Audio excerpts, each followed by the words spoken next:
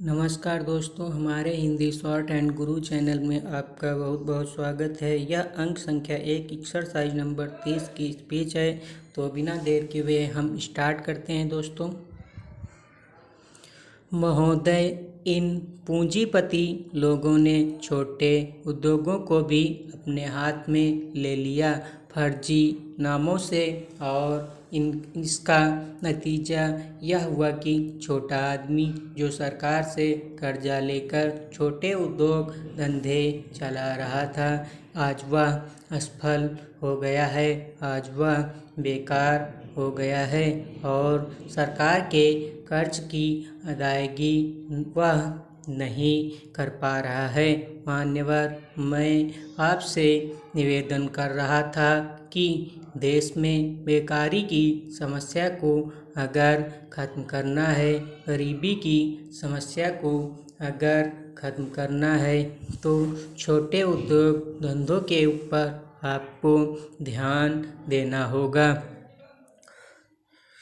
मान्यवर, देश के अंदर बहुत सी ज़मीन बेकार है, ऊसर है, पड़ती है, बंजर है। इसीलिए जो ज़मीन बेकार पड़ी हुई है उसकी तरफ सरकार को ध्यान देना चाहिए, लेकिन सरकार ने उस ज़मीन को उपजाऊ बनाने के लिए, उस ज़मीन को उर्वरक बनाने के लिए, उस ज़मीन पर छोटे छोटे उद्योग धंधे कायम करने के लिए सरकार ने कोई ध्यान नहीं दिया।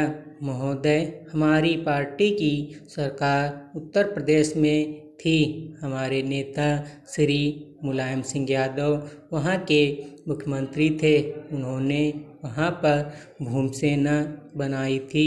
उस भूमि सेना में ऐसे नौजवान लोगों को भर्ती किया गया था जो ऊसर, पड़ती और बंजर ज़मीन को समतल कर सके और उसको कृषि योग्य या ऐसा बनाए ताकि उन पर छोटे उद्योग धंधे लग सकें। ऐसी उनकी योजना थी, लेकिन जब उत्तर प्रदेश में पूंजीपतियों की सरकार आ गई है, उन्होंने सारी की सारी योजनाएं जो गरीबों के लिए बनी थी, किसानों के लिए बनी थी, उसको छोड़ दिया, सारी योजना खत्म कर दी। मैं सुझाव दे रहा था अपने देश के प्रधानमंत्री को, अपनी सरकार को, कि पूरे देश के अंदर जो पड़ती और बंजर ज़मीन है, जो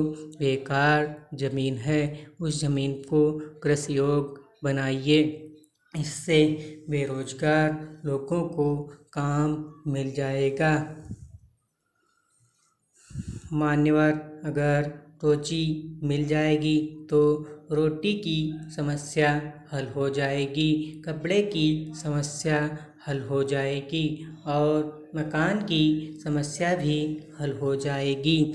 मान्यवर, अपने देश में लोगों के पास ज़मीन नहीं है मकान बनाने के लिए, लेकिन उनको जो पैसा मिलता है उससे अपने और अपने बच्चों का पेट भरना भी मुश्किल हो जाता है, दवा का इंतज़ाम करना मुश्किल हो जाता है।